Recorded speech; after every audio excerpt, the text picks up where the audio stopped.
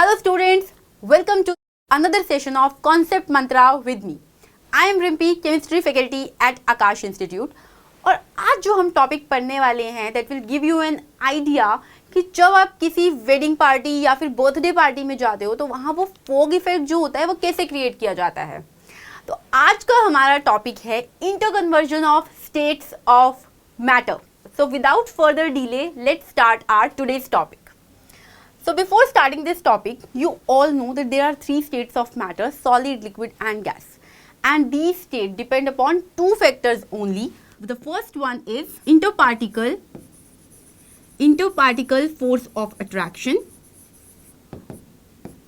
Interparticle force of attraction, which keeps the particle together, which keeps the particle close enough. And the second factor that decides the state of matter is kinetic energy of those particles की particles के पास move करने के लिए कितनी energy है. अब देखो, अगर पार्टिकल्स के पास inter particle force of attraction बहुत स्ट्रॉन्ग है और काइनेटिक एनर्जी बिल्कुल कम है, यानी कि inter particle force of attraction strong होने की वजह से वो पास पास है, कोई स्पेस ही अवेलेबल नहीं है, ऊपर से काइनेटिक एनर्जी भी नहीं है मूवमेंट करने के लिए, तो पार्टिकल्स कैसे रहेंगे? पास पास रहेंगे एकदम. And this arrangement give rise to your solid state. If particles have less interparticle force of attraction थोड़ी सी कम है, यानी कि पार्टिकल्स थोड़े से दूर दूर होंगे, उनके बीच में कुछ स्पेस अवेलेबल होगा, उनके पास मान लो कुछ काइनेटिक एनर्जी भी है, that means they can move in the available space, then this arrangement give rise to the second state of matter which is your liquid state.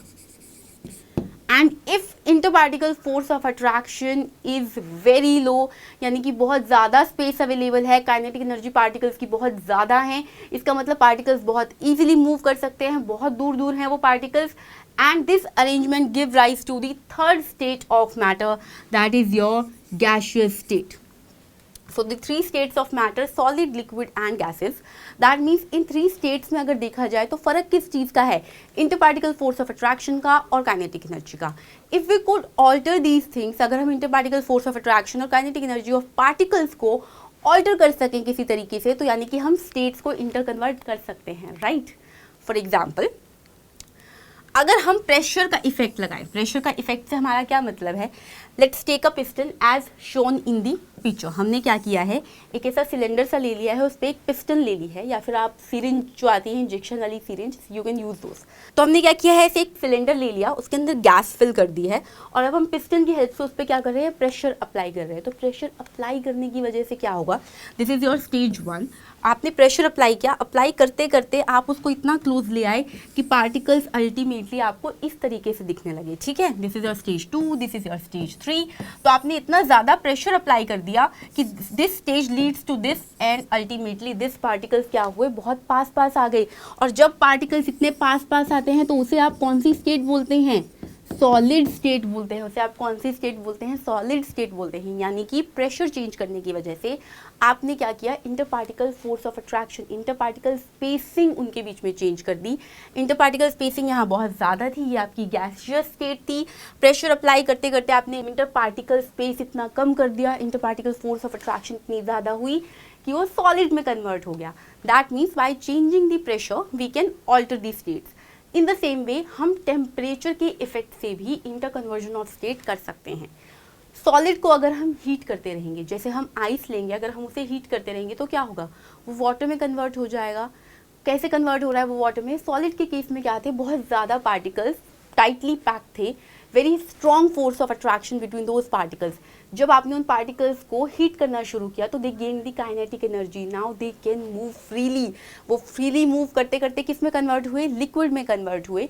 You give them some more temperature, उन्होंने और kinetic energy particles ने अपनी gain की and ultimately they converted into vapour. So that's how by changing the temperature you interconverted the state from ice to water and from water to vapors. तो यानी कि pressure और temperature दोनों के effect से आप स्टेट्स को आपस में इंटरकन्वर्ट कर सकते हो. तो solid can be converted into liquid, liquid can be converted into solid, solid can be converted into gas, gas can be converted into solid, and the same for the liquid and gases. अब इस सारे interconversion के लिए we use some terminologies, तो let's see that.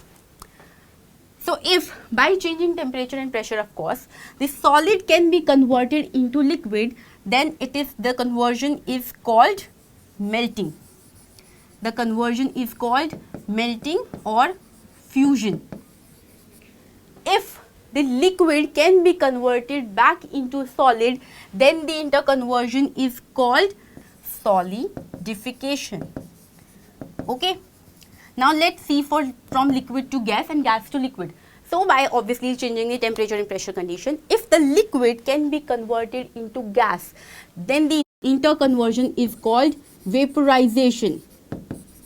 Vaporization. And if the gas can be converted back into liquid, then the interconversion is called condensation. Now let's talk about the conversion from solid to gas. यानी कि solid directly gas में convert हो रहा है, पर हमने तो बात की थी कि अगर हम सॉलिड को कन्वर्ट करना चाह रहे हैं, दैट मीन्स हमने उसको क्या किया होगा, हमने उसको थोड़ा सा टेम्परेचर प्रोवाइड करना शुरू किया कि पार्टिकल थोड़े से लूजन अप हो जाएं, काइनेटिक एनर्जी गेन करें, मूवमेंट करना शुरू करें. वो थोड़े फार पार्ट तो जाएंगे ना किसी स्टेट पे, तो लिक्विड तो बीच में आना ही चाहिए. यानी कि सॉलिड लिक्विड में कन्वर्ट होना चाहिए, फिर लिक्विड गैस में कन्वर्ट होती है, अंडरस्टैंडेबल. लेकिन ये क्या सॉलिड डायरेक्टली गैस में कन्वर्ट हो रहा है? यस. जो आपका फोग इफेक्ट क्रिएट हो रहा है वो भी इसी रीज़न की वजह से क्रिएट हो रहा है, क्योंकि हमारे पास एक सब्सटेंस है ड्राई आइस, जिसे हम सॉलिड कार्बन डाइऑक्साइड बोलते हैं, वो डायरेक्टली गैस में कन्वर्ट हो जाती है, तो आपको इसे फोग इफेक्ट देती है. In the same way there are some substances, some solids which can be converted directly to gas without undergoing the intermediate liquid state, and this conversion is called sublimation. The conversion of solid substances directly to gas without undergoing the intermediate liquid state is called sublimation, and the opposite to that means the conversion of gaseous state into solid state without undergoing the intermediate liquid state is called deposition. Is called deposition. So this was the interconversion of states of matter. Reason आपको पता लग गया है, and these are the terminologies used for the interconversions. अब क्योंकि हमने बात की थी टॉपिक के शुरू में ही कि हम ड्राई आइस के बारे में पढ़ेंगे, तो let's study about the sublimation and deposition in detail. As discussed, a change of state directly from solid to gas without undergoing liquid state is called sublimation. अब इसमें क्या है, हमने यहाँ पे करके दिखाया. ऐसे सब्सटेंसेस कौन से हैं जो सबलाइम हो जाते हैं, जैसे iodine, camphor and obviously dry ice, naphthalene balls. ये सारे के सारे क्या हैं, इन्हें रूम टेम्परेचर पे ये सॉलिड स्टेट में होते हैं, and after some time they convert into vapour, और कोई लिक्विड ही नहीं मिलता है. आप सबने देखा होगा अगर अलमारी में नैप्थलीन बॉल्स रखी हुई हैं तो कुछ टाइम बाद वो गायब हो जाएंगी वहाँ पे, ऐसा नहीं कि वहाँ लिक्विड मिलेगा आपको. तो ये आपकी जो NCERT है वो डिस्कस करती है एक एग्जाम्पल, जिसमें हमने क्या किया है, यहाँ चाइना डिश के अंदर हमने कैम्फर लिया है. चाइना डिश में हमने कैम्फर लिया है, हमने इसके ऊपर एक इन्वर्टेड फनल रख दी है, और फनल के यहाँ पे कॉटन प्लग रख दिया है ताकि वेपर्स एस्केप ना हो. तो as you start heating this solid, ये सबलाइम हो जाता है और इसके वेपर्स जो हैं यहाँ पे डिपॉजिट हो जाते हैं, और हमें दिखने को मिल रहा है कि कोई लिक्विड नहीं बना, सॉलिड से सीधा वेपर्स बने जो यहाँ पे डिपॉजिट हो गए, and this process is called sublimation. So I hope you liked the today's video, और अब आपको interconversion of states और उसकी सारी terminology बहुत अच्छे से समझ में आ गई हैं. Do like, share and subscribe the video and comment करके बताओ कि आप next video किस topic पे चाहते हो. All the best.